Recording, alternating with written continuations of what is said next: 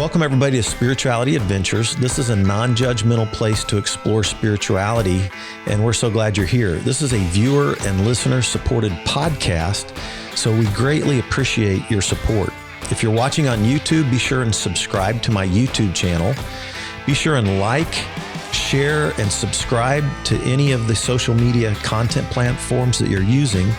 And then if you go to our website, spiritualityadventures.com, you can make a one-time donation, or with a monthly subscription, you'll gain access to our bonus content. We greatly appreciate it. Thank you for tuning in. Hey everybody, we forgot to talk about one thing, so we're putting this at the beginning. So if you're listening, you're hearing this, but I forgot to ask Kristen about the ghost stories that she is producing and collecting and telling as it relates to Parkville Nature Sanctuary. So give us a little plug for that, because that's happening this fall, 2022. Yes. And tell our audience about that. So it'll be, for the first time, and I don't even know how long, it'll be free. Luckily, I got a lot of input from folks. So we use it as our fundraiser, our main fundraiser. So we were always charging admission for it. But I, being the person I am, don't like to make anything easy for myself, decided, you know what, let's start a fundraiser. Let's make this truly a community event. My goal was to make it free for people. All I had to do is raise $5,000. Because that's how much it costs to put it on. So met our fundraising goal just barely. And so Ghost Stories will be free for everyone this year. Hopefully we can do the same thing next year. If people feel like donating, they will be able to donate at Ghost Stories. Some context, Ghost Stories is a Halloween event, family friendly. It is this year on October 29th from 6 to 9 p.m. We will have a magician. We will have a band. We have people telling interactive stories up at the Girl Scout shelter. We have Bentley Guitar. They man I call it the s'mores pit, but really it's a fire pit. And some of the students, they're remarkable. They go out and they play music for people while you make your own s'mores as a family. This year we are bringing back food and the spooky trail. We didn't have that last year due to COVID. So it's really exciting. There will be hot dogs and veggie dogs and chips for food. The spooky trail, I have never done it before, so I'm really excited. I'm kind of having the volunteers who have always done it guide me on how to set it up. So that will be at the Nature Sanctuary, like I said, October 29th. If anybody is bored, on October 27th, we do what's called pumpkin carving. So the trails get decorated with jack-o'-lanterns. And this year we are going to be ambitious, and we are doing 300 pumpkins. Mr. Lanny Frakes, he is a farmer, and he is at the Parkville Farmers Market every Saturday, and he donates 100 pumpkins to us every year, which is huge. That's like $300 worth of pumpkins. So October 27th from 6 to 8 p.m. at the McKeon Stage in English Landing Park, we'll have live music, and we are going to be trying to carve all 300 pumpkins. It's family friendly. It's so cute. And then we decorate the trails with all the jack-o'-lanterns that we carve. Wow. And people can take home jack-o'-lanterns after Ghost Stories. So if you're there at 6 and you leave at 6:30, cool. Take your jack-o'-lantern home. Do you have to sign up for this? Nope. You just show up. We'll have food. Where do you show up?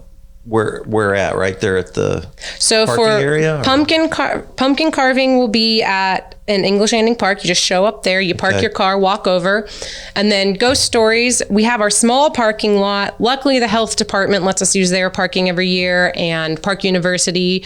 So if you have to park over at Park University, there will be a little tiki torch path you can walk over. And since it'll be free this year, we'll have ambassadors of sorts. So they'll hand you your map. If you've got little kids who are like, I am not going on that spooky trail, then get to the Nature Sanctuary before 7:15, because that's when the spooky trail starts. You will be hearing chainsaws and screams, hopefully, if we can actually scare people. But I am so excited because this will be the first year we have a magician, and he's amazing. He's a good friend of mine's father. Okay. Diggy the magician. Okay. Yeah. Or maybe he goes by David, but I call him Diggy. All right. Sounds like a blast. It will be. That's what I would have called that as a kid. That's a blast. Yeah. All right, everybody. Thanks. Thank you. Yeah. Hopefully we'll see you on October 27th and 9th. All right. We're gonna get to the rest of the interview now, so take care.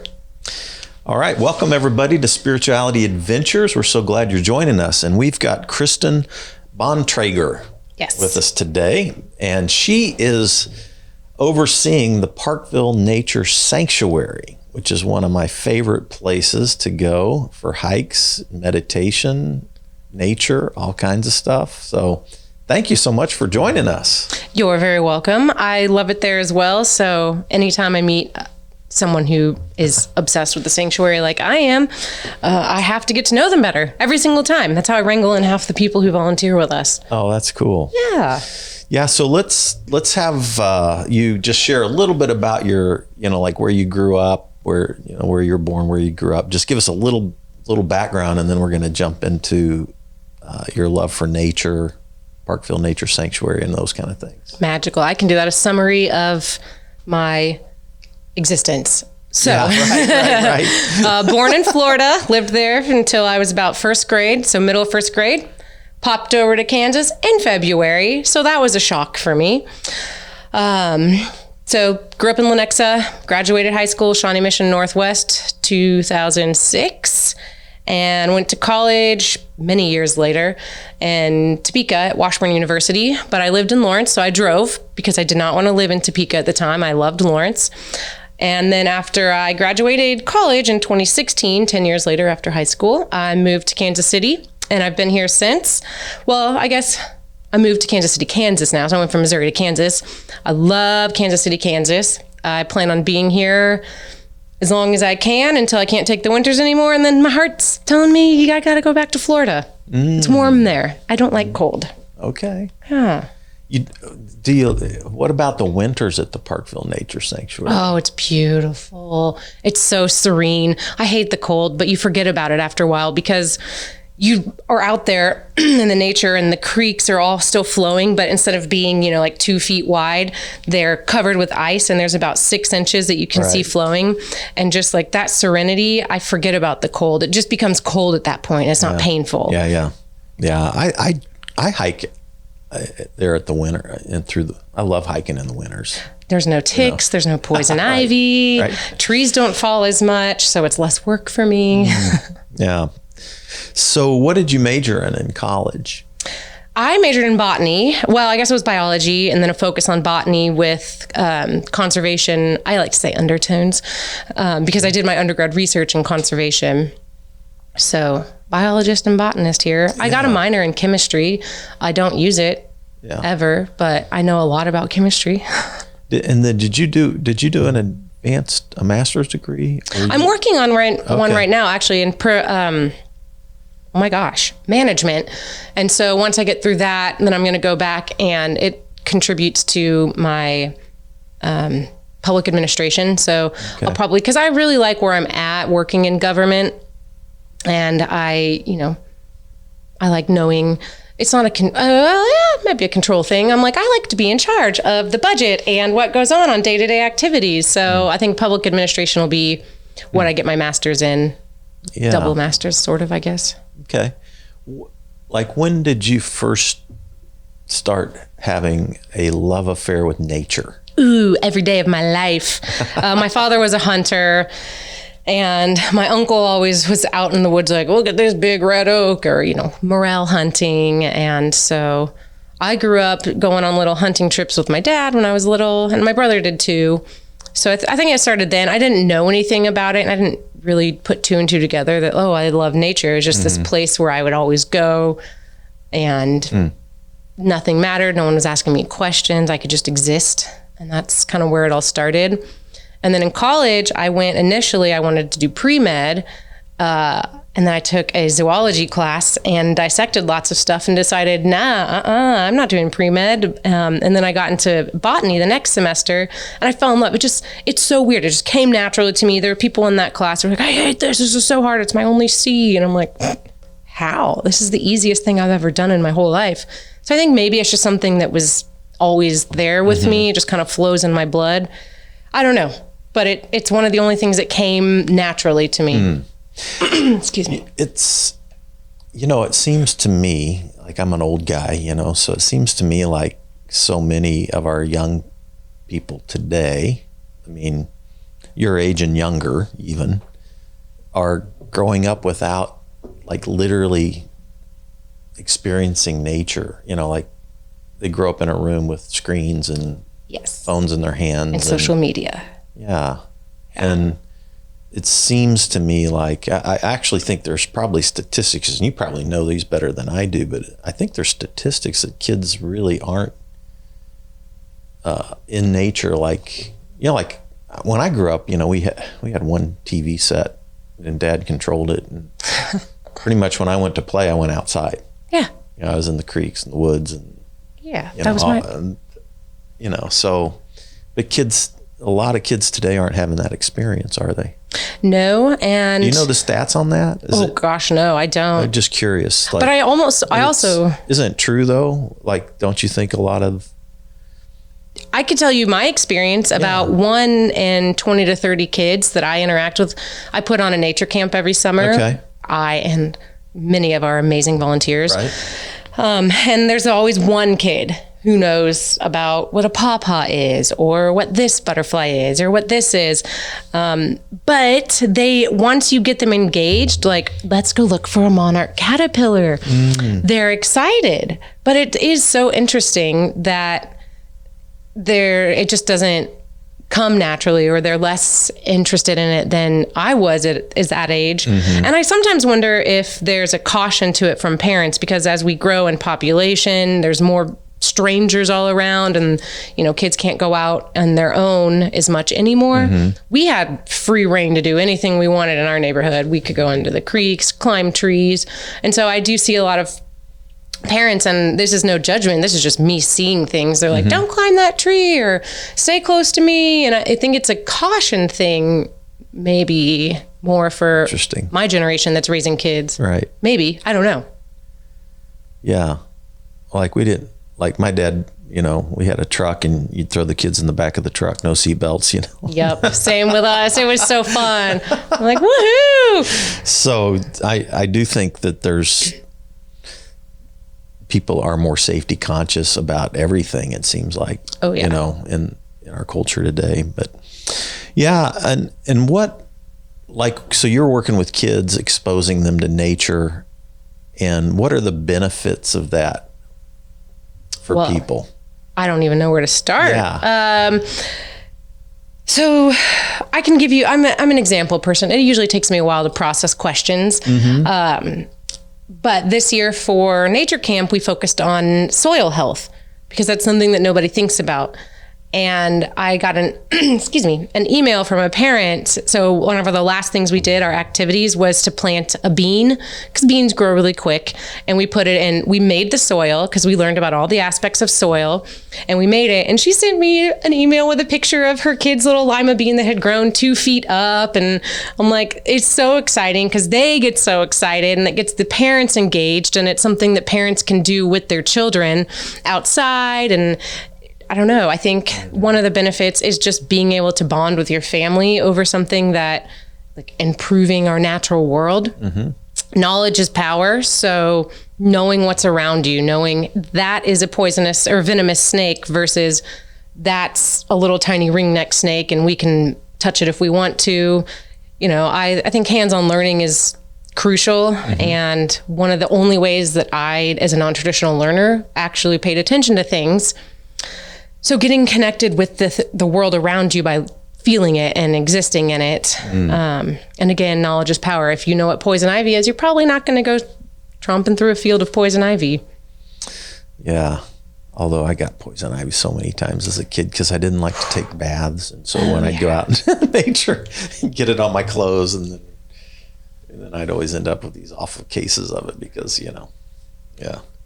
As an adult, though, now, when I crash on my mountain bike and fall into a poison ivy patch, immediately get home, take the shower, get all the clothes in the washer, and I usually do okay. Oh, yeah. Don't get it too bad, but I'm highly allergic to this. I mean, when I was a kid, I would get it so bad my eyes would be closed shut. Oh, my gosh. I'd get it everywhere. I didn't get it until I was 31. Oh, wow. And I've only had it the one time. And I'm paranoid of it now, so I carry Technu with me, which is like a granular scrub. Oh. So, and any of my volunteers, if I'm like, Dan, I see you over there. You're close to that poison ivy. Rub this on your legs right now. He's like, what are you talking about? I'm like, you don't want this, trust me. And being deathly allergic to bees, working outside all the time, that's another benefit, is knowing, knowledge You're is allergic power. to bees? And wasps. Yeah, I go into anaphylactic shock. But I've never. Serious? Yeah. Whoa. So anyone who. Have you ever been stung? Yeah, a couple times. Not at the sanctuary. Once in Lawrence when I was 19 and I was barefoot walking around a park, I stepped on one, and that's when I found out. Really gross because it stung my big toe. And so my big toe was so swollen that my toenail just popped off. Oh, wow. And that's when we learned that every time, if you're allergic to bees, every time you get stung, it gets worse and worse. So I trained the assistant director, Wayne, how to use an EpiPen just in case. So we keep EpiPens in the truck and the sheds.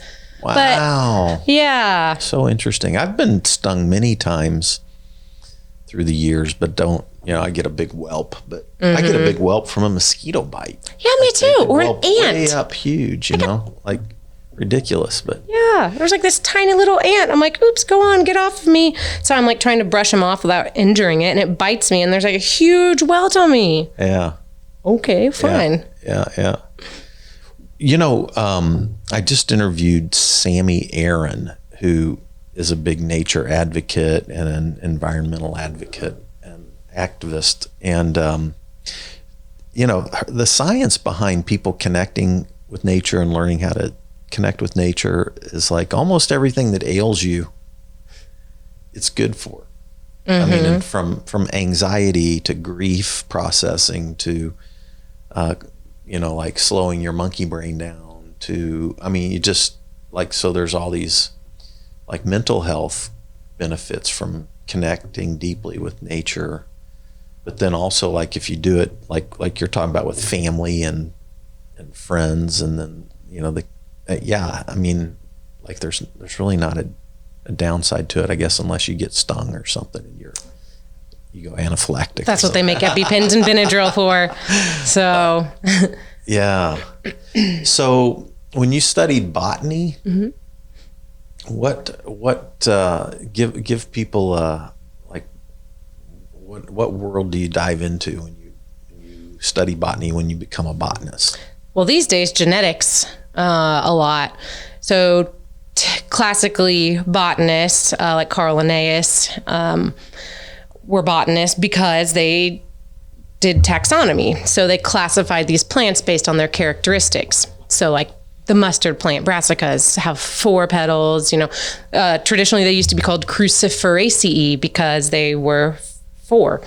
So when geneticists got involved, love them or hate them, they started reclassifying things based on their genetic makeup. So there's a lot of that involved in botany, and then looking at things under microscopes and learning how plants transport water and nutrients to their leaves, to their roots, the hormones that are involved. There's also a lot of biochemistry. So it's surprising how much biochemistry and genetics is in botany, but how are you going to learn these pathways, photosynthetic pathways, without knowing the basic biology and biochemistry of it? Because every single enzyme that interacts with something else, like a molecule from water, and splits it apart, it does something. And so we, as scientists, like to know everything about everything. And that turns into basically chemistry, and biochemistry is the foundation of everything. And genetics, even if I hate it, is the basis of everything. Yeah. I'm a classic taxonomist. I'm like, no, this species belongs in this family, not that family. I can't handle it. And then I'm like, no, you have to accept the change, but I hate it. Yeah, that's so interesting. Did you ever get into the story of Chris McCandless? Into the wild story? When I was in 10th grade, we had to read that book. Yeah. And I was like, I will never go backpacking in Alaska, ever. No, thank you. But the thing was he misidentified that potato. Yeah. Yeah, which my friend has growing in her yard. It's so funny. I'm like, tear it out. Yeah. So she's got almost 4-year-old. So I'm like, don't let Isla anywhere near that. Right. But yeah, I mean, that was I loved that story because I loved his love for nature and his desire to kind of bail out on, the capitalistic economy and get outside of, corporate like escapism, capitalist America, retreat into nature kind of a deal. So I've always had that, like, I've always been a backpacker and I love the outdoors and rock climbing, mountain biking, all that, even though I've never like been a hermit. I've never been like lived on Walden Pond or anything like that, but I will not. I know what I don't know, and that's a lot. And I also know that I am not a survivalist. Yeah. I will tent camp, but I'm still sleeping on my air mattress, but that's not for everybody. Yeah. So I have the basic skills. I can start a fire without a light source or a fire source, but I don't want to. Right. So I think that is a very important aspect of that. Is it a novel, a book? Either way, story. The Into the Wild. Mm-hmm. Yeah, John Krakow wrote. Yeah. He first wrote a little article for Outside Magazine that like blew up and went viral. And this was back in the early 90s when stuff really didn't go viral that much, but the story was like really circulated. Then he turned it into a book. Mm-hmm. And then eventually Sean Penn got the rights to turn it into a movie. I forgot they made it into a movie. Took him forever to get it into a movie. And Eddie Vedder from Pearl Jam did the whole soundtrack for that movie. Yeah. It's cool. I've obviously never seen the movie. Yeah. But I think it's important to know, though, like, this is not you can't just go out in the wilderness. Mm-hmm. Mother Nature, I mean, we've seen, even in documentaries, Mother Nature is brutal. She does what she's got to do. She does. Mm-hmm. So what brought you to Parkville Nature Sanctuary? Let's dive into like the work that you do around Parkville Nature Sanctuary. A lot of my listeners are Kansas City based, although we have people all around, but a lot of them are Kansas City based. So I would say most of the people that are listening know Parkville Nature Sanctuary, and tell us about your work with that. Let's dive into that. Okay. Well, we'll start from step one. Pre-job. So I sit on a board, environmental board called Heartland Conservation Alliance, and I've been on that board since 2018. I think maybe 2019. No, 2018. And I was kind of trying to find my way in the world of what I wanted to do for a job. I still didn't know because, I'm like conservation background. I want to do botany. I like working with people. I like policy. And so I've always been involved in politics as well. And I didn't know what I wanted to do. So I started volunteering with a lot of different folks, like Bridging the Gap. I volunteer with the HCA as well. HCA is Heartland Conservation Alliance. So from here on out, it'll be HCA.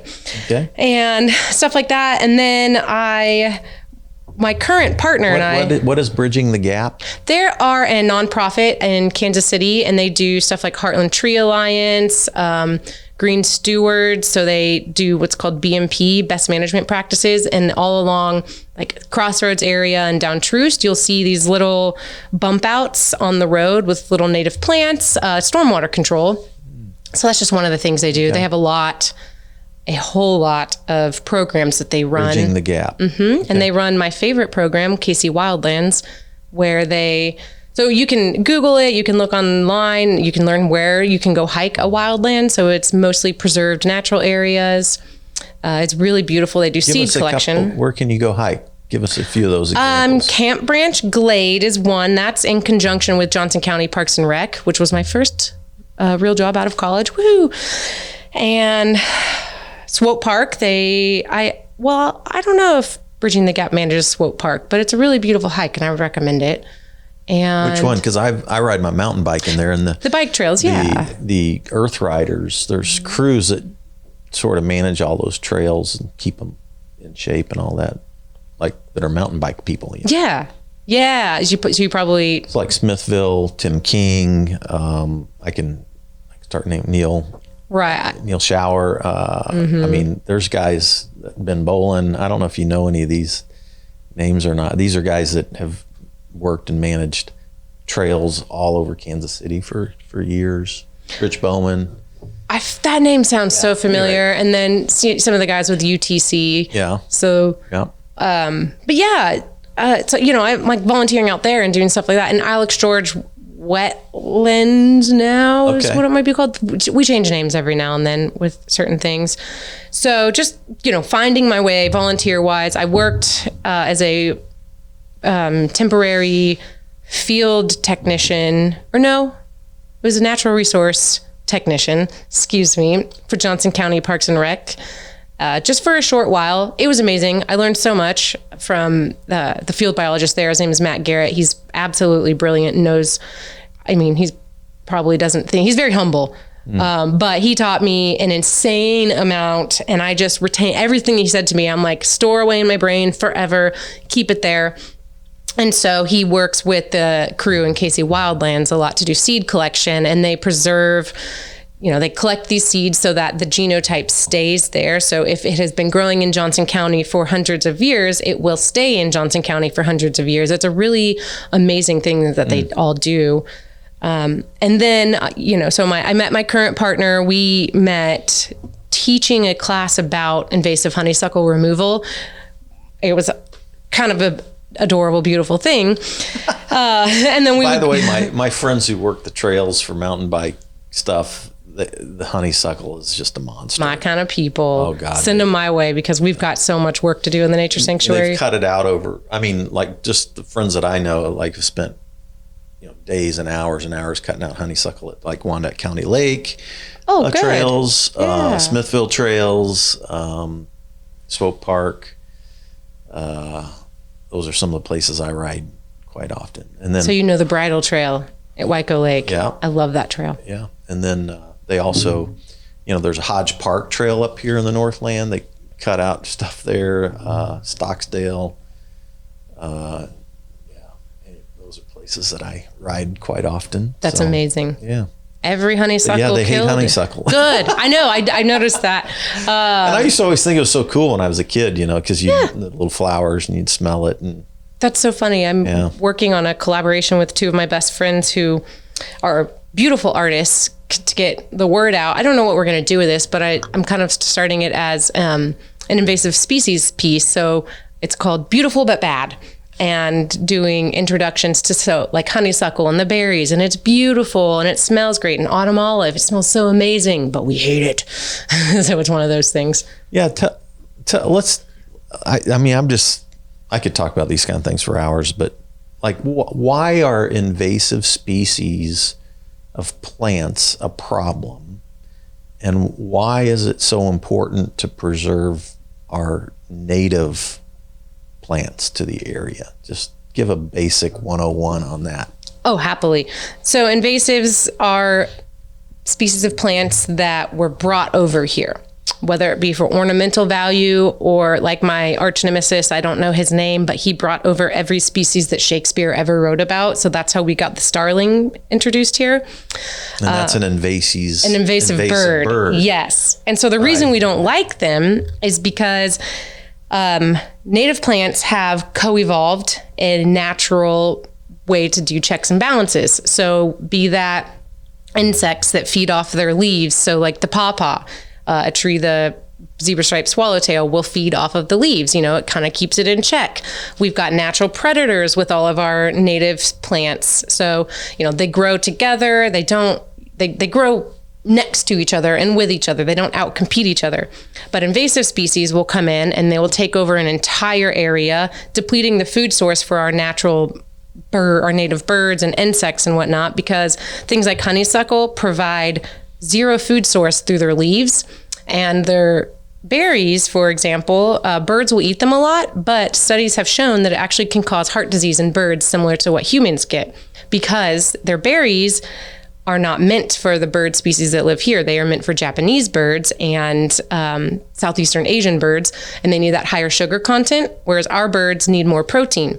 So it gets in there and it causes them heart disease, which is wild to me. Yeah. So crazy. Right? And so it's it's a competition thing. So it's like invasive species, like you can have fish that are birds, plants.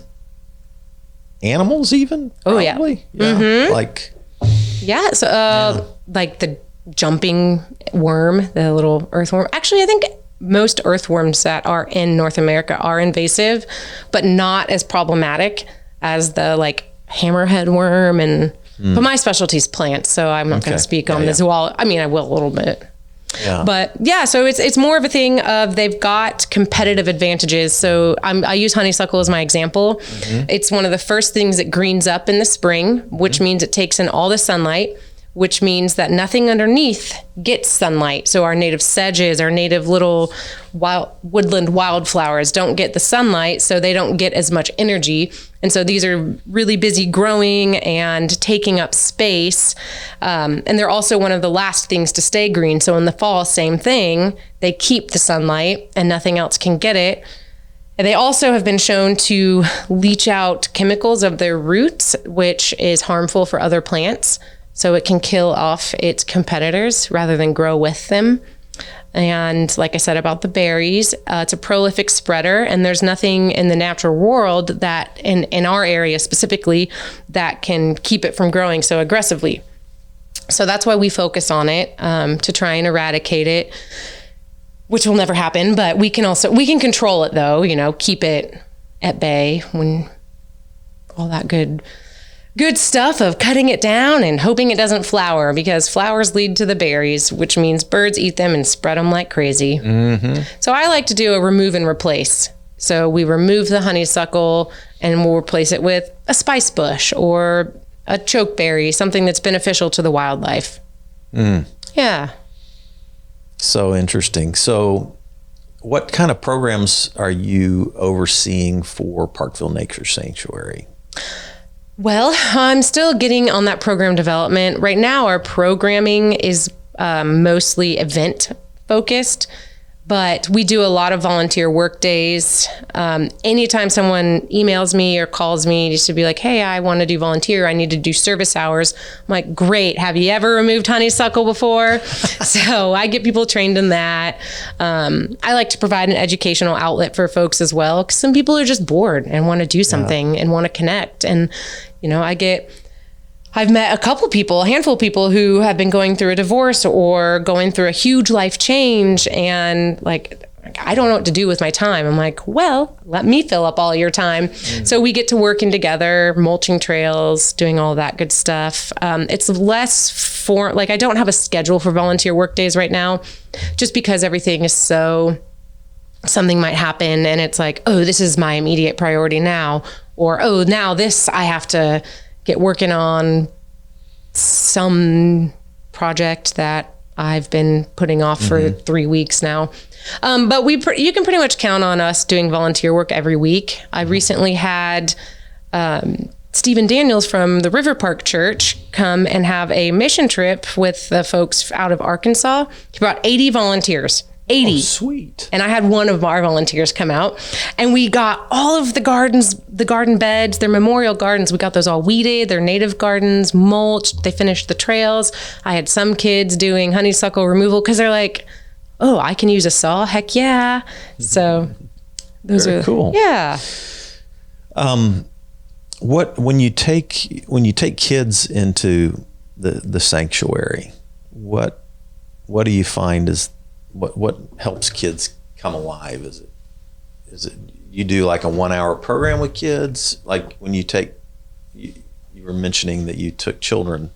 Oh, for nature camp. Yeah, nature camp. I treat them like humans. I think that's why they I talk to them. Mm-hmm. I'm not like, now guys, we gotta do da-da-da. It's more like kind of feel it out, figure out what their interests are. So nature camp is a 3-day day camp. Mm-hmm. In the very beginning, I make sure everyone feels comfortable. We talk about what our interests are in the summer. So it's more of just a chance for, in the beginning, figure out what the kids' interests are and work with them that way. So one kid might be loving to run around wild and crazy. So we separate that person from the kids who want to sit there and draw, and we have that kid do these activities while these kids are doing those activities, things that just work with kids. And I have the ability to do that because I usually have amazing volunteers. So one kid wants to play Red Rover while another kid wants to draw pictures of caterpillars. We're like, okay, we can make that work. We'll split into groups. So I think flexibility with structure is a huge part of that. Teaching kids things they don't know about nature, something they would never see, like parasitic wasps. And they're like, ew, that's gross. I'm like, yes, I know. And again, hands-on. So I'm like, so cool. So when you do, like, I'm wanting to connect with you maybe on a Sunday night and bring some of my groups out there and do a meander. Is that a word that you used with me? I can't remember. Instead of a hike. Oh, okay. Yeah, I would love to do that. And so that you go slow enough to where we're identifying. Is that something you do? Always. Almost always. Yeah, I always recommend, I'm like, if you are... Like we're not just doing speed walking through the woods kind of thing. No, But we slow the pace down to where we can, identify like how do you work that? Like if you take a group on a meander. Well, I recently did this with the Department of Conservation, and they put it on. I was just there and assisting, leading with them. And I don't know. I just talk about the plants that I see, the interactions that the plants have with each other, the insects that we might see. There's always something, and it's always beautiful. Or like, this is the spot where the ducks regularly nest, or this is the spot that I saw a Carolina wren once, or do you hear that? That's this kind of bird.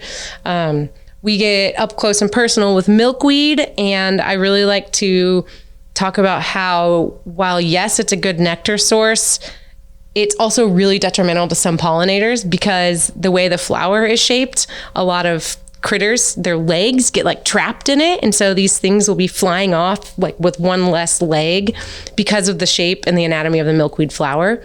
But it's still vital to, monarch caterpillars and other certain pollinators. So then that also leads into the conversation of plant your milkweed with other nectar sources like coneflower. I talk about management and natural resource. So we walk through the prairie and talk about the Prairie Burn.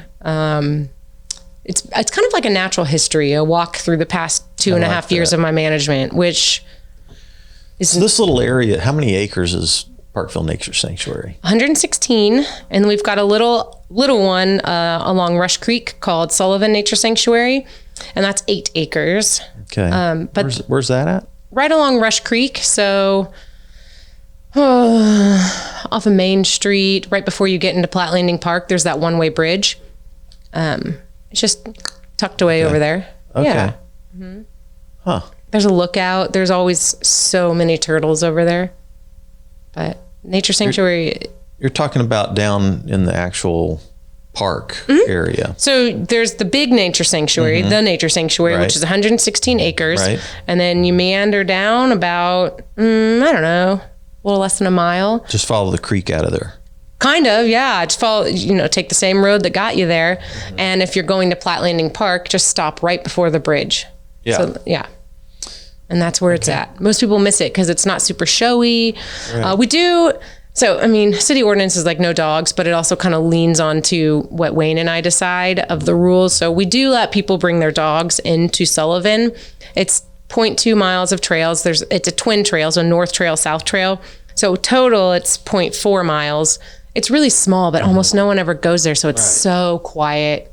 And then there's a water source and a lookout, and the lookout's really cute. Yeah. Yeah. So it's interesting. I went to Graydon Elementary School, and my parents lived in a house off of Blair Road for 49 years. They just sold it and moved like a year and a half ago. Wow. So I used to walk to downtown Parkville when I was a kid before I could drive, go to McKeon's, which is where the Stone Canyon Pizza place is now, and that was like an ice cream parlor, soda shop. Played pinball, and then that where Parkville Nature Sanctuary is, I used to hike up in there all the time and do, like I camped out there in the wintertime. Like we'd camp out at Riss Lake. It's back when nobody lived around Riss Lake, and we knew the person who had a key to the gate. So it's like that whole area from Riss Lake all the way into Parkville Nature Sanctuary is areas that I've literally, since I was a kid, stomping hung out grounds. in, camped in, fished, like just all kinds of stuff. I hear so many stories like that too, which is why I like to listen to people or old school volunteers. They're like, we've been volunteering here for 20 years. I'm like, okay, well, what do you like about that? What changes that I've made do you resonate with? Because when I had my interview, they were asking me why I wanted the job. And I was very honest in saying that I believe that the nature sanctuary has a heart and a brain of its own. I mean, it's nature, but still it's got its own heart and brain. And so we just have to kind of listen to it, listen to what it's saying. And there is such an emotional connection. It's part of people's identities. And so to take that away from people would just be inhumane. And so if I change something, it's very gradual. It's talking to folks and trying not to make anything too different, because that's one of the things that we have left that's truly natural. Yeah. So if you think about that area, I'm not sure I'm going to ask the question very well, but like as an ecosystem, that's like if you think of Parkville Nature Sanctuary as an ecosystem, and then you compare that ecosystem to other ecosystems outside of Kansas City and Kansas or Missouri, what maybe is unique or special about that ecosystem at Parkville Nature Sanctuary, or is there something unique? Or I think the streams really bring a lot to the nature sanctuary. We've got several streams. And that's one thing. I mean, streams provide life to everything off of rivers into everywhere. It's a water source. Are any of those spring fed, or are they? Yes. Then there's also the main waterfall, which is rain dependent and through Riss Lake. So even if they are man-made, they still provide crucial life source to the wildlife. Water is everything in the end, and humanity's fight 400 years from now, it's going to be over water. Our wars will be over water. That is what I truly believe. I mean, it's the source of all life, like biological life, speaking that way. Yeah. So I think it's streams for me that really just brings into this beauty. I also think it's a connectivity with humans. And it is an ecosystem as a whole, and we are part of that ecosystem, and people truly care about the nature sanctuary. And that shows in the fact that we are able to get people to come in and volunteer. We go from woodland to prairie to woodland to playground, and it's all maintainable. So within that 116 acres, you've got a woodland ecosystem, prairie ecosystem. We do. So two different ecosystems. And sort of each of those savanna, ecosystems have their own species of plants, bugs, animals, I guess. Yeah, provides habitat for different varieties. So you look at it as a whole, say, just a small example, say you're looking at the whole entire thing. You're like, oh, there's 10 species of birds that live here. Well, then you break it down even smaller and you get that biodiversity from the different habitats. Like, 6 species live in the woodland where 4 species live in the prairie. Obviously it's astronomically larger than that, but just, to break it down that way. So we might have biodiversity of XYZ number, but that comes from our multiple different habitats that we have. So what are some of your favorite animal visit, even though you're a botanist, I should ask about plants, but what are some of your favorite special visitors and guests to the Parkville Nature Sanctuary other than humans? I like the snakes. Well, and the deer, it's so funny because deer will get to know your voice. And today I ran into our little young family. There's 4 of them. And I interact with them all the time because I always talk to them. I'm never silent. I'm like, hey, I'm here. It's me. Hey, guys. And so they all looked at me and they're like, oh, it's just her. And so they just kept walking on. But then I'll see them, I'll be hiking on the trails behind someone and everyone stops and the deer stop and stare at them and they just run off. But they'll eat in front of me. They just stand there. Like a little yearling came up to me last year and I was so close to petting it, but I'm like, no, Kristen, don't do it. Don't do it. It's against the rules of morality. Don't pet the wildlife. So I'm sitting there, but I could have pet this little guy. Wow. Excuse me. The turkey babies, they're so cute and they're so goofy. I love them. And the snakes, though, are very cool. This is my first time I've ever seen a copperhead in person. And, it's like, oh, that's like so recently? scary. Yeah. Oh, yeah. wow. I was up on Whitetail and I was looking at this, a huge red oak had fallen last year. And so Wayne and I went and removed it. We spent so much time. I was like, Wayne, get a picture of me by the roots because they were like 6 feet tall. And I was like, oh, look at our work we did. Just so happy. And I looked at one of the stumps and I'm like, oh, that's a copperhead. So it was very exciting. I ran across a copperhead last year. I'd never seen one. There. Yeah. Yeah. I was up at Smithfield Trail mountain biking, and I saw these 3 kids like standing in a circle, and they were standing around a copperhead, and they were little kids. There was no parents around, and I was like, "Hey, guys, that's a poisonous snake," and like they didn't have a clue, and they were literally had it. It was coiled and mad at them, and there's 3 little kids like literally in a circle around a copperhead. And I was like, holy crap. That's horrifying. Yeah. But how about, tell me your love for fungi. Oh, I could go on forever. Tell me about fungi. And the thing that got me, I just recently, like a couple of years ago, read this book called The Secret Life of Trees by a German arborist. Yes. I forgot his name. Yes. But I had always known that aspen trees, I love the Rocky Mountains. I love aspens. And I've always known that like an aspen forest has basically one root system, I guess is the way people talk about it. And so it's kind of like this whole community of living organisms. But when I read this Secret Life of Trees, it talked about how all forests have communication systems through the fungus, which I think somebody called it the world wood web. Yeah. Instead of the World Wide Web. Yeah. Wood web. But tell me about your love for fungi. It goes on infinitely, as fungi does. What is fungi? Is it a plant or is it an animal? Neither. It's its own little guy. It's a fungi. Oh, that was terrible. My partner, who is a 14-year-old, would be very proud of that semi-dad joke there. So I love it. I truly believe it's the one thing on this planet that turns death into life. You'll see it decomposing animals. It does not discriminate. It will decompose all things. You can actually even use it on oil spills. And eventually the fungi will, set out spores. It eats the oil. And then eventually that brings decomposition. It brings little tiny critters.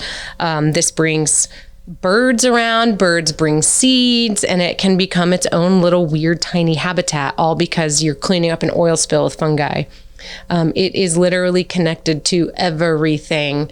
So you look, you won't, I never have, but I have seen the data of what connects tree roots to tree roots. And there's like arbuscular mycorrhizae and all types of fungi, and it'll weave. There's some that'll literally weave in between cell walls and live within a plant. So this is underground and inside of plants. Okay. So it'll be like, okay, here's my one big tree, and it's got one little all the way throughout the tree, down under the roots, into the roots, out into its own world now. So it lives inside and outside of the plant. And it just like... In the fungus, the fungi is literally networked all around the root system. Yes, absolutely. And then extending beyond. And yeah, we don't even know where it goes. It's fascinating. We could have fungus that connects us to freaking Japan, for all I know. I would not be surprised. I think that more people who study the ocean should be looking for ocean fungi. I bet it's out there. I read that the largest living organism in the world is a field of fungi up in Oregon somewhere. Like it's massively, like hundreds of miles of acres, or square miles. I want to touch it. That sounds awesome. So I'm like, whew. And like these fungi literally network trees to each other. They can communicate. How does that work? I think of it as like a little telephone wire that also sends signals.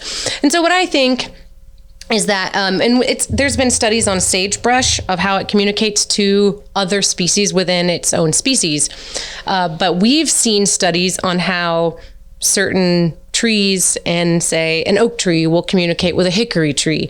So it has no reason to need to be communicating to these things outside of its family, a kinship, if you will, but fungi allows it to. So say someone's in there, or say a bug, let's talk about bugs, is eating all the leaves, and this tree is like, oh no. So in the tree itself, it sends up its own hormones to make that leaf taste gross. But now with the fungi attaching roots from this oak tree to this hickory tree, it can tell the hickory tree, hey man, watch out. This guy's been chewing on leaves. We did this into our leaves, so you might want to do the same thing.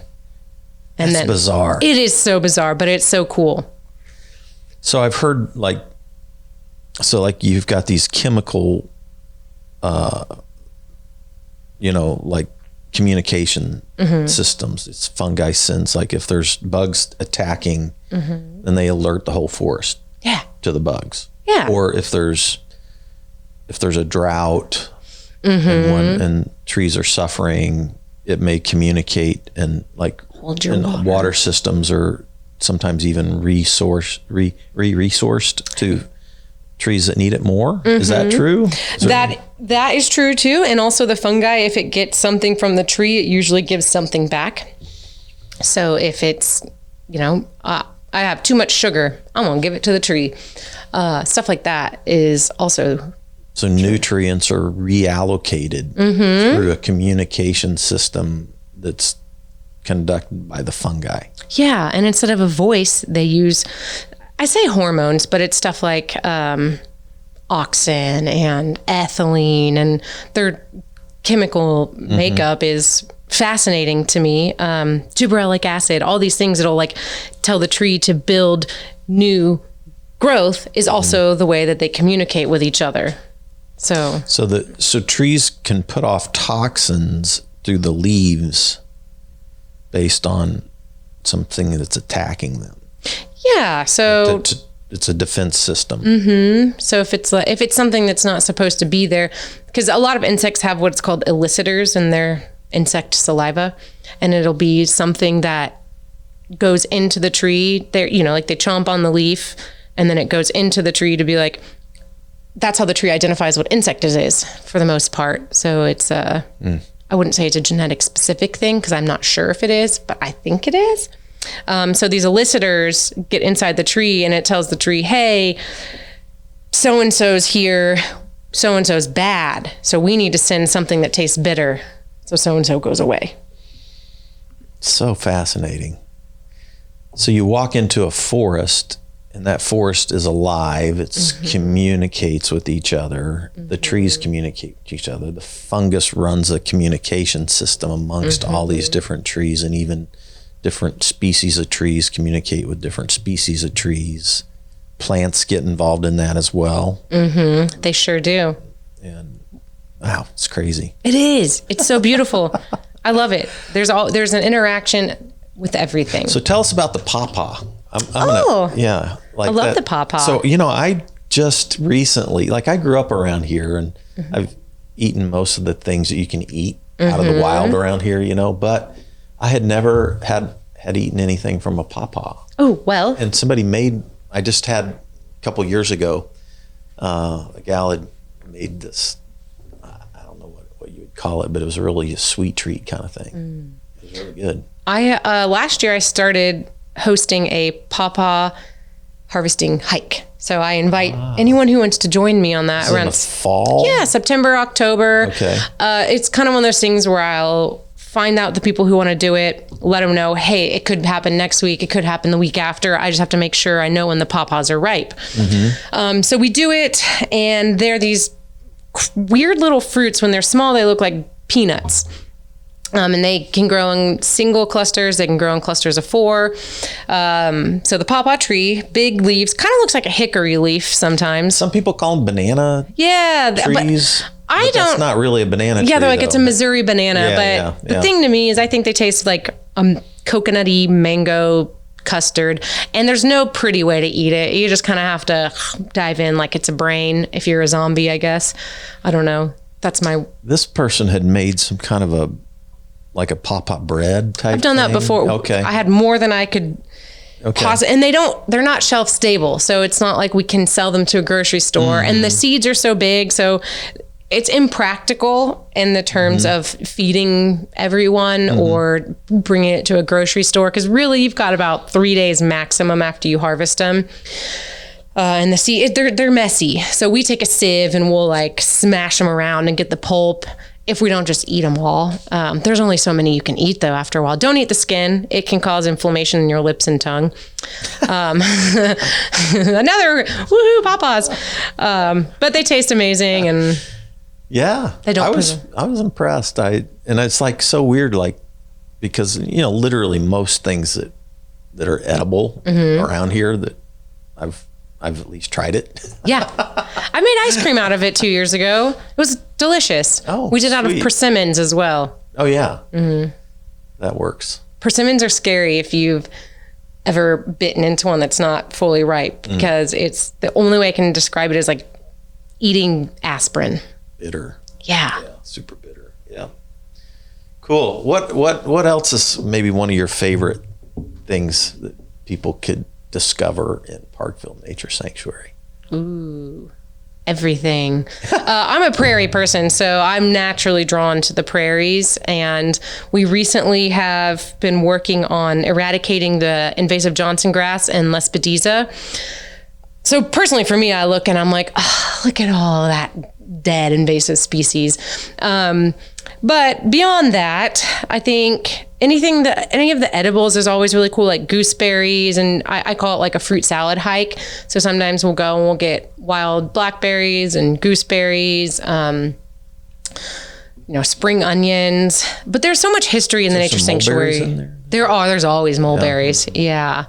If you can fight the birds for them. You got any probably got black walnuts in there?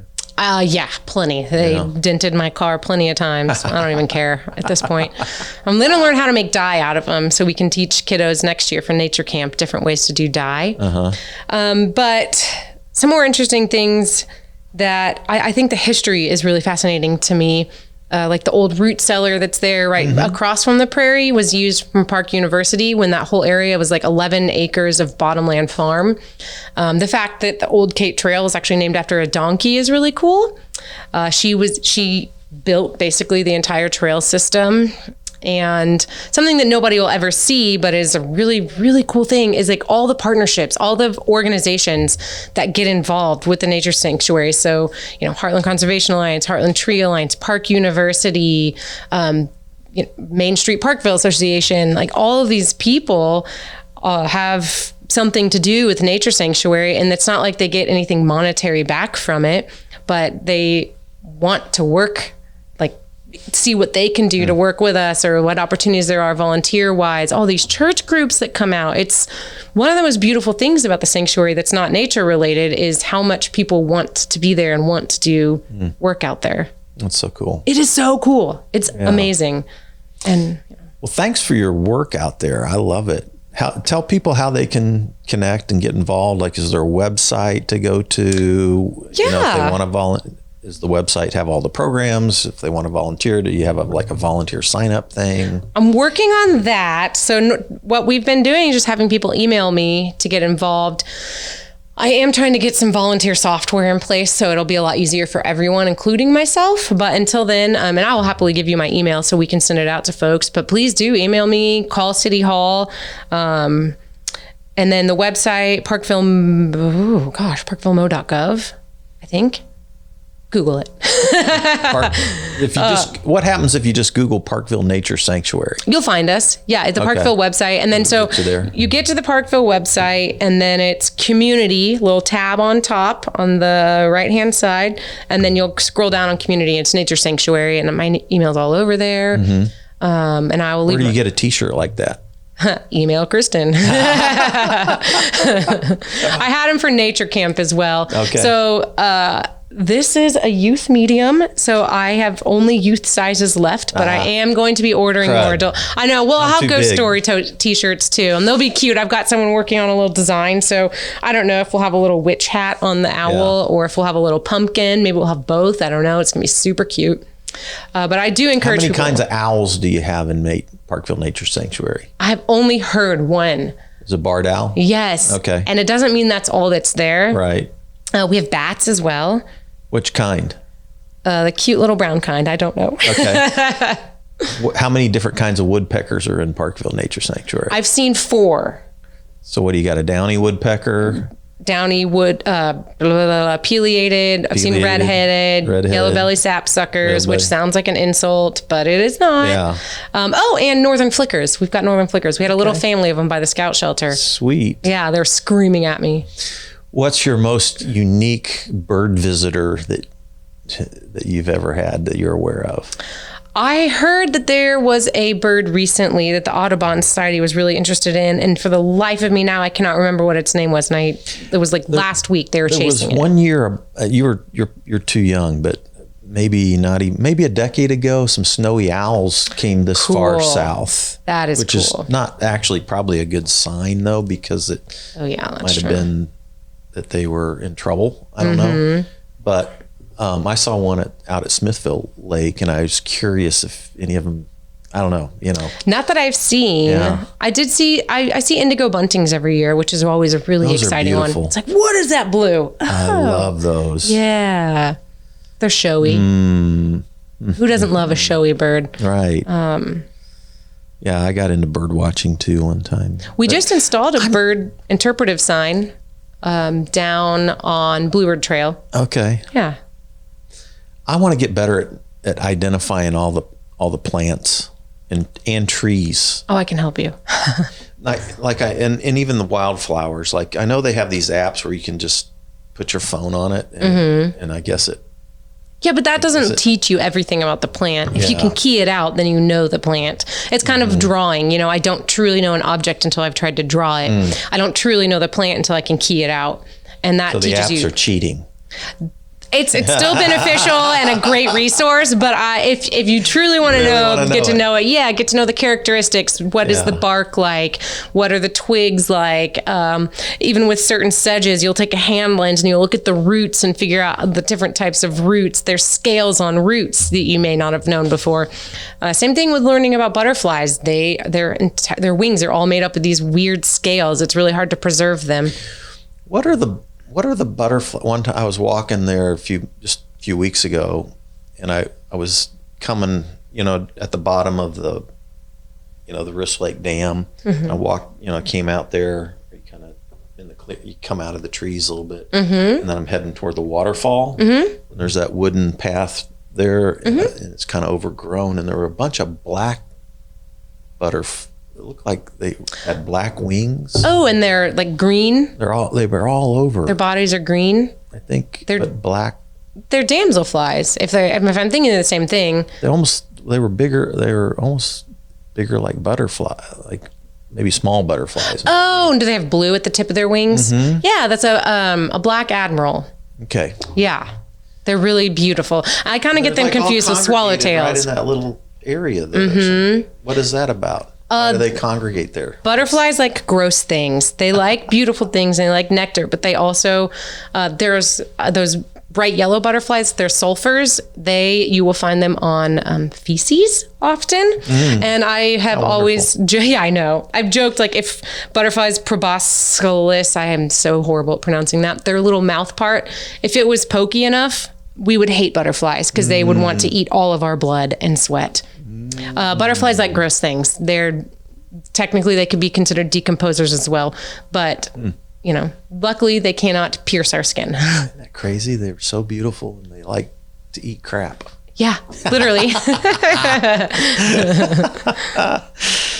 Well, we could talk forever about this, so I'm gonna get a group out there to do a walk through things. So if anybody's listening to this will come out pretty quickly in a week or two. And if anybody's listening and you want to go on a nature walk with us, I'm going to put a group together here for this fall. get a sign up if you will. And that way I can know how many folks will be there. Okay. How many can we take max? I don't know. How many do you want to bring out? I'm guessing we'll do 20. Oh, yeah. Is that easily. too many? I was going to say, if you have 100, we'd probably want to split up into groups. Yeah, no, I was thinking 20. 20 is good. That way everyone can learn a little bit. And something that I always like to do is like have every person kind of categorize their interests, which I know it kind of just diminishes people down into the things that they are interested about. But hey, who cares? If you're interested in it, that's awesome. Diminish me that way, I say. Be it plants, be it healthy soil, be it I hate nature, I'm just here. That's fine. I will make people excited about something. It is my one of my traits that I am proud of is that if I can get little kids interested into nature, get adults. Yes, I can. Well, you have great enthusiasm. I love that. And I love your love for nature. So thank awesome. you. Thanks for letting me talk. Yeah. Thanks for all you do. And thanks everybody for tuning in to Spirituality Adventures. Kristen Bontrager. Yeah. And Parkville Nature Sanctuary. This is an opportunity to get into nature and to commune with our roots. Yeah. Who we're connected with. Exactly. By fungi. Excellent. Yes. All right. Take care, everybody. See you next time. This concludes today's episode. Thanks for tuning in and listening. Remember, if you're watching on YouTube, subscribe to my YouTube channel. Remember to like, share, or subscribe to the social media platform that you're using. And then go to our website, spiritualityadventures.com, and make a one-time donation, or you can subscribe monthly and receive our special bonus content. Thanks so much.